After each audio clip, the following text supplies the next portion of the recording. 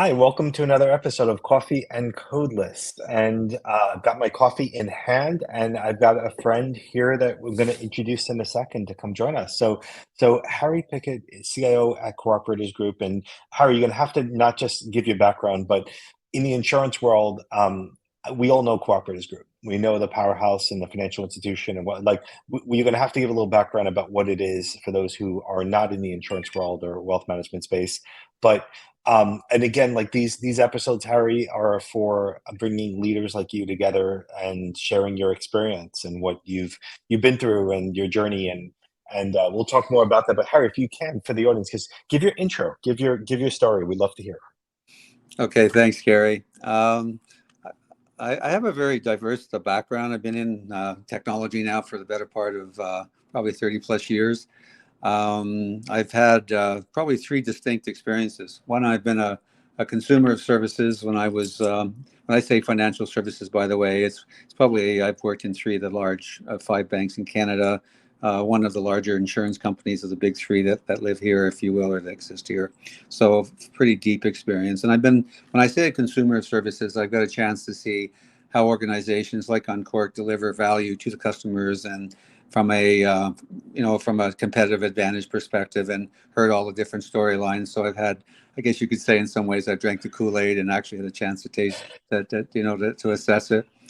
Part of my career, Gary will laugh at this. I kind of went to what I call the dark side, which was the provider of services. So I worked for two very large organizations that delivered services into organizations like ourselves right now. So that was an interesting perspective, because in some cases I think people think service providers are could be evil people, and they're not really intended on making profit than making customer service. But I think my experience was very much different. Was no, we all come to work to really make our client look as successful as we can, because if we get that right, we'll likely be able to grow our business and have a great relationship.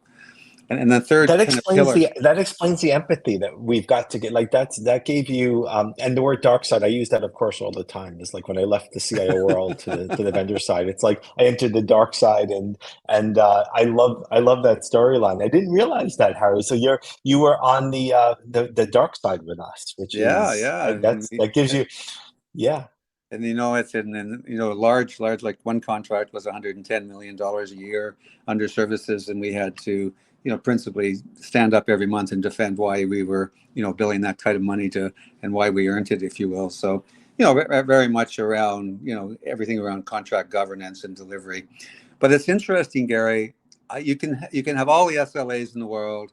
You can have all the SLOs and all these the really tightly written contract. But at least my view was, if we could have a really great business relationship with organizations and people like yourself, and know each other's objectives, that typically would end in a better place than trying to sue each other for something that we're not talking about, if you will, right? So anyway, just a little bit of hints there for anybody listening.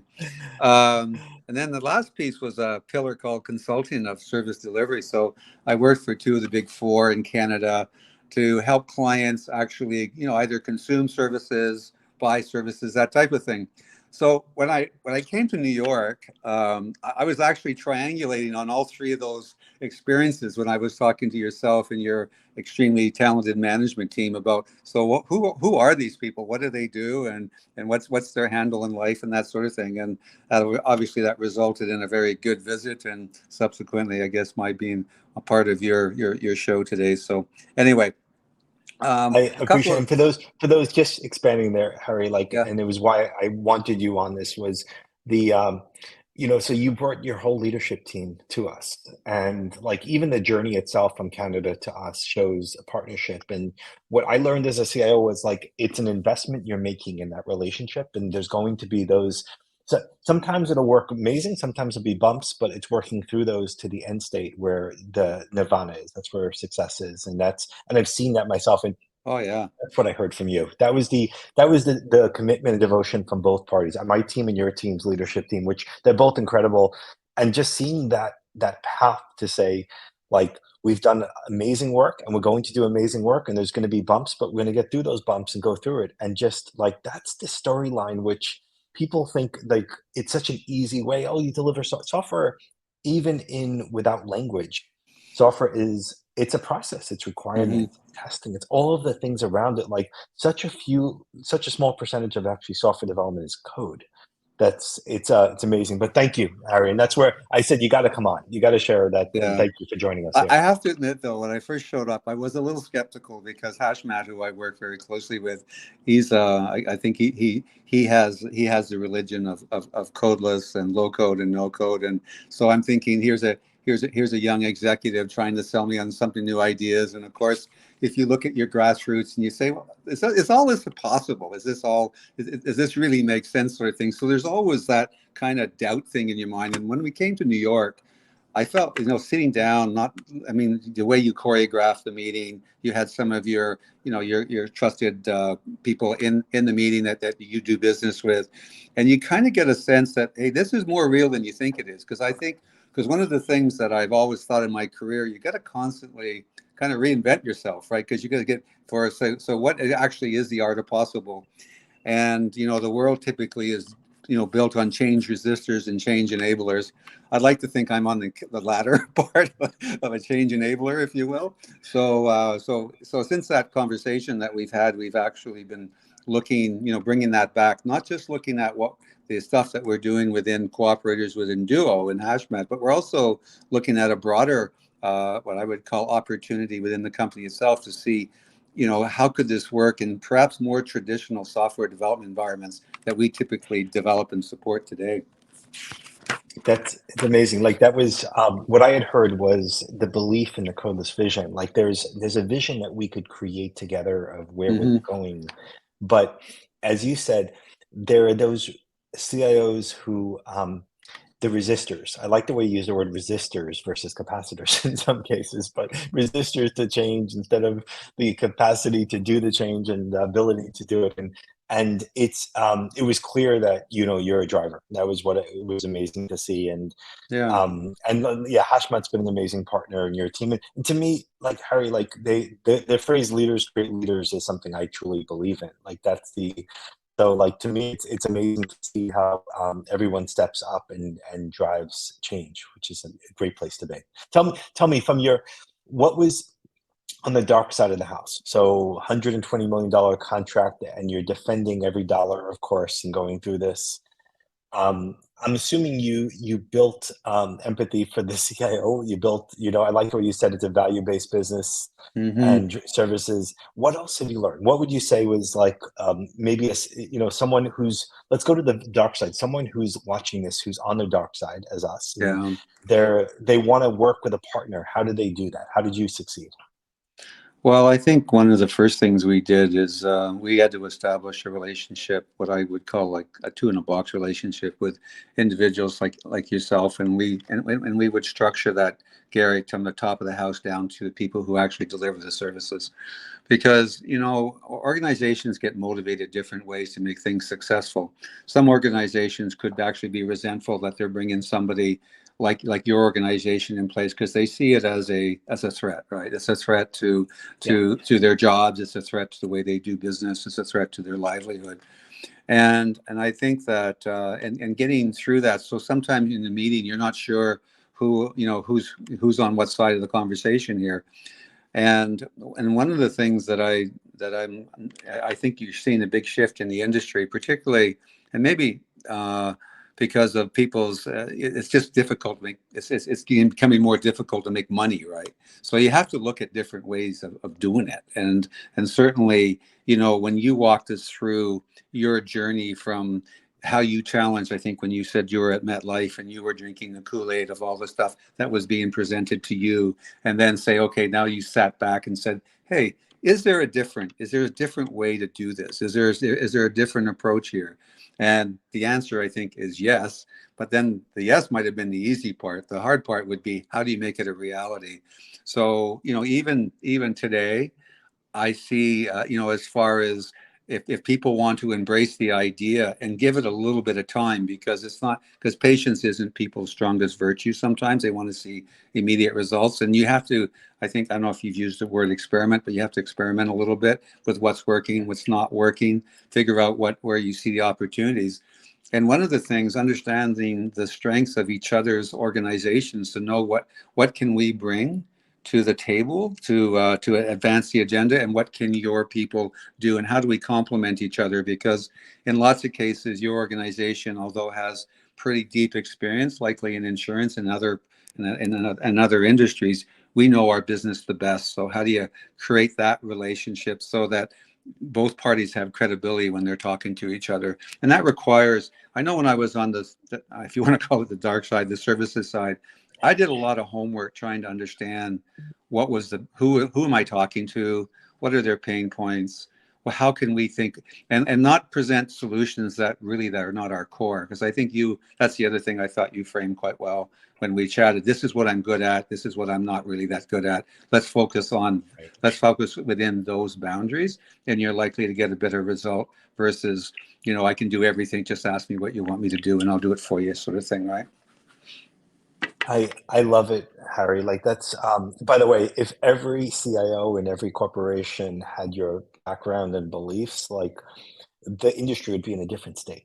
I mean, insurance would be in a different state, and we would be moving things ahead instead of where I see a lot of companies moving back because everyone's so defensive on the past. It's almost like the legacy that was built up they're protecting it versus let's move the companies forward. And it's fascinating to see, and that's why it's been so. And maybe it is because maybe every CIO should go to the dark side for a period of time. Maybe that's a solution here. Is like everyone should spend sometime on the dark side. Like by the way, like again, you know me. I spent 25 years on the light side, let's call it. Yeah, exactly. And then I went to the dark side in the last start. So I didn't have that in the beginning, but my goal was always like deliver value. Like that was all it came down to, was like how did my shareholders benefit, how the customers benefit, how employees benefit. Like that's and holding on to the past has no benefit. Like that's the piece which is, celebrate the legacy. I like someone's expression, says celebrate it and then run it over with a truck. Yeah. Yeah, Mm-hmm. but that's exciting. Harry, what keeps you can I ask, outside of work, like what are your interests that keep you motivated, moving? Everyone has something which is exciting, hobbies, things that keep you. What else Mm, would you? that's a great question. I'll share a story. I don't know if I shared it with you when we had dinner, but I practiced retirement, and I realized that I thought, well, I think I'm going to retire, but and I'm going to give this a go. But I didn't have a plan, so I was kind of thinking, wow, because one of the things about, especially when you talk about doing things outside, is understanding a lot of self-awareness and who are you, like what actually gets you excited about things. Now, I like to play golf, but I'm not going to be, on the senior tour. I've accepted that after many years of trying that's likely not going to happen. So you start to embrace these things and enjoy more. I mean, we have 8 grandchildren and we call it the family mob. We take them to, we call it a family vacation. We usually take them all somewhere after Christmas on a vacation, some places where it's nice and sunny. We all get to spend time together. That's a lot of fun. I love to read. I mean, and everything, but probably more, not say science fictions, but I love books that intrigue me. Um, the way I give my brain a relaxation is really not to read technology stuff. Sometimes it's just better to leave it alone for a while and just come back to it, if you will. I think that, but I got to tell you, I think I don't know. I haven't figured this quite out yet, but I'm thinking, well, there will be a time where I'll probably want to dial it down. But when I get in front of my desk like I am today, I'm working through stuff. I'm feeling good about things I'm working on, challenges that we have, and even difficult challenges. Things that makes me feel good. So I'm thinking I got to be able to figure out how do I make that happen on my spare time, because my wife would probably accuse me of being an alcohol, or, well, not an alcohol, workaholic. I don't drink that much, by the way. Hopefully that didn't get recorded. But It helps with anyway, something. yeah, a workaholic. But I'm working on that. But and it's finding that diversity. And I'm pretty sure anybody on the call today is challenged the same way of how do you get that work-life balance. I'll tell you something about cooperators, though, which is really cool. The company itself is built that way. I very rarely ever worked for a company where you could sit through a management committee meeting and it's going to finish at 5. And I'm pretty sure you sat through hundreds of these. 5 o'clock would go by, 6 would be there. everybody's still talking. At cooperators, at 5 o'clock, everybody's respectful. No, you have a personal life the way you go. So it's actually helping me with my work life balance right now. To Wow, help. Yeah. I've never had that happen. Like, I'm trying to picture what that would be like. That's an amazing culture. It's respectful of your time outside of work, so you're healthier inside work. You're more motivated to get things done quicker. Um, Yeah. Yeah, it is that's actually. that. Yeah. No, I've never seen that. No, you're right. Normally, I come home from work and I would basically jump on conference calls and continue the meetings, and they would start up again. And that's very cool. That's throughout the company, Harry. That's throughout. That's from the CEO down. I mean, very respectful. I mean, obviously, there's times you do exactly what you said. I mean, you don't necessarily dial out completely, but you kind of you put the idea or the challenge behind you, and you go away and you do something different, and you come back and probably more refreshed to actually tackle the problem, if you will. So yeah. So I don't That's know if I awesome. answered your Can you, question Harry? totally, but You I'm you a work in did you progress did as far as that. a WIP. I love it. Work in process progress. Harry, give the pitch for a cooperatives group. Like, what's the business's focus? What's this? Where do you Well, like what product lines? I'm just curious for those who don't know. yeah. Okay. So if you think a little bit about cooperators, I mean, we've been around for about, I think, 78 years, if I understand the company well. One of the first things I did, by the way, before I actually joined the company, I read all the bios. I read the bios of all the senior management team, and I read the bios of the board because I wanted to understand more about the company and its grassroots. And obviously, back in the day, I don't know, it was 78 years ago, I think it's, or 75 years ago, there was a need for insurance to meet I think you could say, to meet the unserved, if you will. So the genesis of the company is Yep. quite cool about why, what we stand for and how we built our business over the last 75 years. I think we have about $58 billion of assets under management. So, and we're essentially, we offer what we call multi-line insurance, investment products, services, personalized advice to help Canadians build their financial security and wealth. One of the strategies, like if you look at, we have obviously a big P&C business, P&C casualty business, but we also have life, wealth, group benefits, and we also provide insurance products for like commercial insurance products for other companies, that type of thing. And the diversity of the company is actually quite intriguing because it's allowing us to look at the marketplace and with a different lens on a number of different areas. We probably, we wouldn't be considered the biggest game in Canada, obviously from a size perspective, but I truly believe we punch above our weight. I mean, you probably heard that comment before.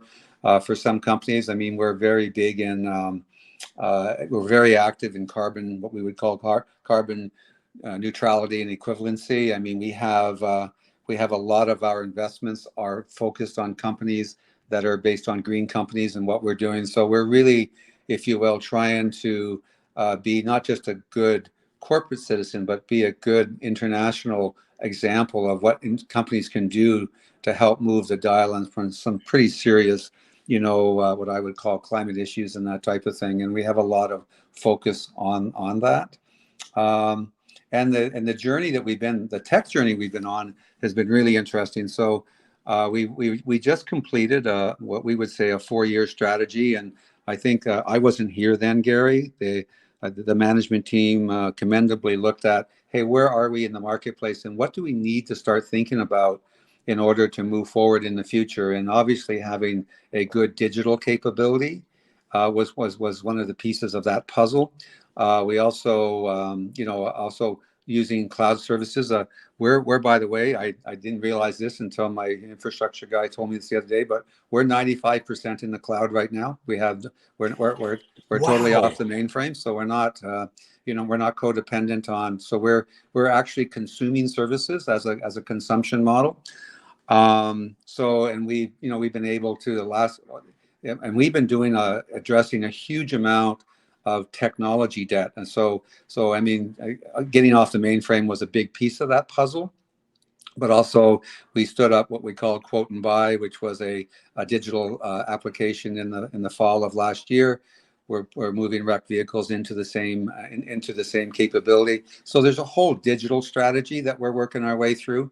But it's really interesting when you start working on these strategies. You all of a sudden understand, hey, there's a certain amount of prerequisites that need to be in place in order to make these digital strategies work well. One is a good CRM. So like we've doubled down on Salesforce as our CRM as an example. We're updating our content management system and with a Sitecore solution. We're updating our KIF, and all of those things work within an ecosystem. So all of that is all probably relevant to core business. One of the exciting things is when Steve Phillips is a peer of mine, and you know Steve very well because he runs basically our adjacent business models and our emerging business models. So, and this is where Hazmat is living, and standing up a digital MGA, and then that's how this relationship really started to grow, right? In terms of looking in the market and understanding who has capability and who has the ability to look at things differently, because we wouldn't have the luxury of taking 5 years to stand up a platform, because by that time opportunities are likely to be here, gone, and forever. So the journey we're on right now is really in our embedded insurance and our APIs to our partners, and we're very excited about this. Very, very excited about that. I think we're close to it launching I think it's called Tenant and Event right now in our Duo platform. So there's a lot of exciting stuff, and what gets me excited about working is this stuff. Because if I was asked to come in and babysit, I say no, I'm not up to that. I don't want to. I want to move. I want to move the dial on stuff. So my DNA and where the company going fits in very nicely right now, along with my colleagues are wired the same way.